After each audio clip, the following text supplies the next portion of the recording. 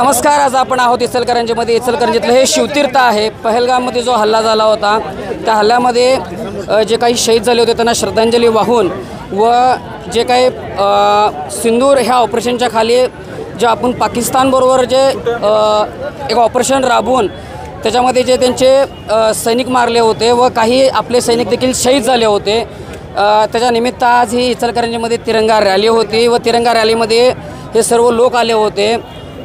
तुम्ही पाहू शकता इचलकरंजीकरांचा एक चांगला प्रतिसाद याला मिळालेला आहे व अशा रॅली निघायला पाहिजे जेणेकरून जे आपले सीमेवर लढणारे गोरगरीब शेतकऱ्यांची जी मुलं आहेत त्यांना एक ताकद मिळते, त्यांना एक उत्साह मिळतो अशा रॅलींच्यामुळं। बघायला गेलं तर ह्या रॅलीमध्ये विरोधी पक्षाचे जे काही लोक होते ते कदाचित त्या रॅलीमध्ये दिसलेले नाही आहेत। तिरंग्याच्या खाली ते दिसायला पाहिजे होते अशी गावात चर्चा देखील होती। राहिला विषय की हे जे ऑपरेशन झालं ह्या ऑपरेशनमध्ये सिंदूरमध्ये पाकिस्तानचे काही ठिकाणं तिथले उडवलेले होते, त्यांचे जे दहशतवादी कारवाया करणारे होते त्यांच्यावर एक चोख उत्तर इंदिरा गांधीनंतर जर कोण दिला असेल तर ह्यावेळी दिलेलं आहे। इंदिरा गांधींचं देखील नाव घ्यावं लागेल, कारण की पाकिस्तानमधून बांगलादेश वेगळा करण्यासाठी खूप मोठं मोठं योगदान होतं। पण एक खंत अशी राहते की ह्या आता एक गोल्डन चान्स होता जो POK आपल्या ताब्यात आला असता, जो आपण घेऊ शकलो असतो, कदाचित ती संधी कुठेतरी हुकली की काय असं वाटतं। आणि राहिला विषय हे जे काही ऑपरेशन मागे घेण्यात आलेलं आहे ह्याच्यामध्ये कुठेतरी काय ट्रम्पचा दबाव हा BJP सरकारवर होता की काय असं पण यातनं जाणवतं। त्यामुळं ही देखील चर्चा आहे लोकांच्यामध्ये। राहिला विषय आपण काही नेत्यांशी बोलण्याचा प्रयत्न केलो, त्यांनी बाईट द्यायला नकार दिलेला आहे व इथं भरपूर नागरिक देखील आहेत। अशा ह्या गाड्या पण यांनी सजवलेल्या होत्या। एक सन्मान रॅली आपण म्हणू, जे कोणी आपले सीमेवर लढणारे सैनिक आहेत त्यांच्यासाठी एक सन्मान रॅली इचलकरंजीत होती। खूप मोठा तिरंगा हा साखळी पद्धतीनं घेऊन आला, तो गांधी पुतळ्यापासून ते छत्रपती शिवाजी महाराजांच्या पुतळ्यापर्यंत। अशीच देशसेवा ह्या नेत्यांच्याकडून देखील व्हावी अशी नागरिकांची अपेक्षा आहे। भ्रष्टाचारमुक्त भारत कसा करता येईल ह्याचं देखील ऑपरेशन ह्या नेत्यांनी करावं आणि आयत्या काळामध्ये जे अमेरिकेसारखे देश असतील त्या आपल्याला ट्रिटीच्या नावाखाली किंवा व्यापाराच्या नावाखाली दबाव टाकणार नाहीत, जेणेकरून एक भारत भक्कम देश बनेल। जर भ्रष्टाचारमुक्त भारत करण्याचा अशा नेत्यांनी जर ध्यास घेतला तर नक्कीच भारत सीमेवर सध्या एक मजबूत पद्धतीचं लढाई लढलेली आहे। दुसरी गोष्ट जर बघायला गेली तर पहलगाममध्ये जे 6 आतंकवादी आले होते त्यांना देखील पकडायला पाहिजे होतं, पण त्यांना देखील अजून तशा काही पकडण्याचं आलेल्या बातम्या आलेल्या नाही आहेत। त्यांना देखील पकडून जे काही ठोस कारवाई होते त्यांच्या देखील कारवाई करायला पाहिजे होते। राहिला विषय की बाबा सीमा ह्या सुरक्षित आहेत का नाहीत ह्याचा देखील एक प्रश्न निर्माण होतो। जर हे आतंकवादी म्हणजे जे पर्यटन स्थळ होतं तिथं रहदारीचं सगळं ठिकाण आहे, हजारो पर्यटक तिथे येत असतात, मग त्यावेळी हे सरकारचं अपयश पण आहे की काय असं देखील चर्चा ह्या नागरिकांच्यामध्ये होत आहेत। आणि येत्या काळामध्ये सीमा ह्या सुरक्षित होतील अशा अपेक्षा आपण BJP सरकारकडनं करूयात।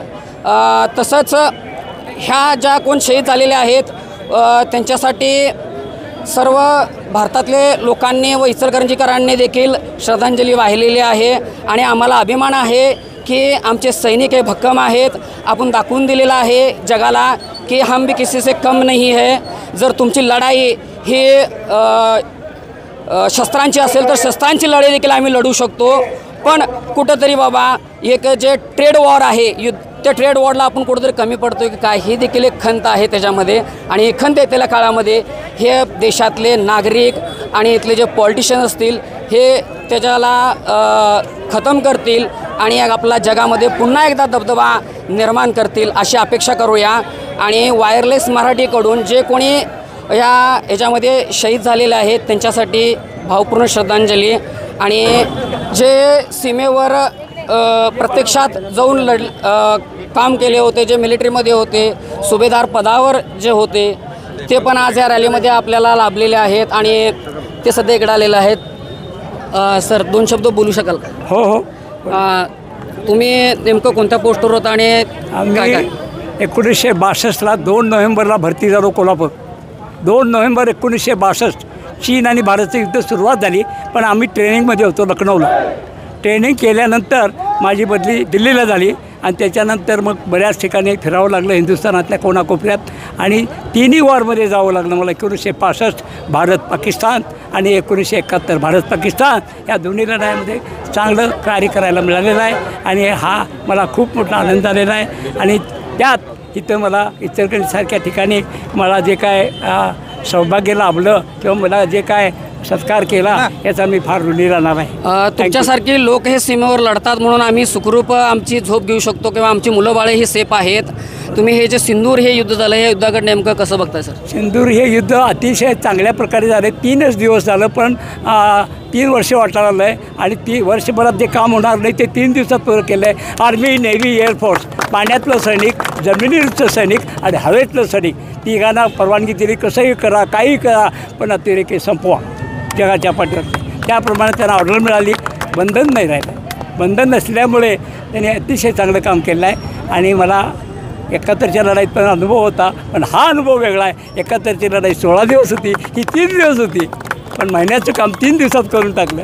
अतिशय आनंद वाटला. त्यात 12-1 पर्यंत टी व्ही बघत असतो, अजून काही बघतो, यूट्यूबवर बघतो, पण मला खूप आनंद वाटतो. आणि तुम्ही इतकं मोठं सहकार्य केला, इतकं डिसिप्लिनमध्ये आला, याचं मला कौतुक मी साहेबांना बोलावलं आहे.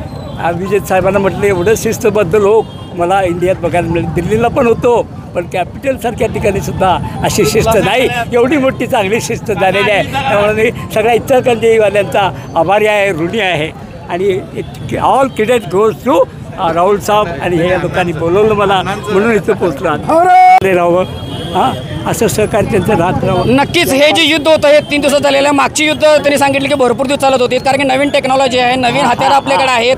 APJ अब्दुल कलाम यांचे देखील आभार मानावं लागेल, कारण की त्यांच्यामुळं पण आपण एक इंटरनॅशनल लेवलला एक दबाव निर्माण करू शकलो. ह्या हत्यारांच्यामुळं हत्यार असून चालत नाहीत, तर असे जिगरबाज सैनिक लागतात. ते धाडस लागतं हत्यार चालवण्याचं आणि अशा सैनिकांच्याकडे ते धाडस आहे. असे जिगरबाज सैनिक आहेत, म्हणून मित्रांनो आज आपण सेफ आहोत आणि सुरक्षित आहोत. अशा सैनिकांना माझा सलाम आहे. जय हिंद, जय भारत.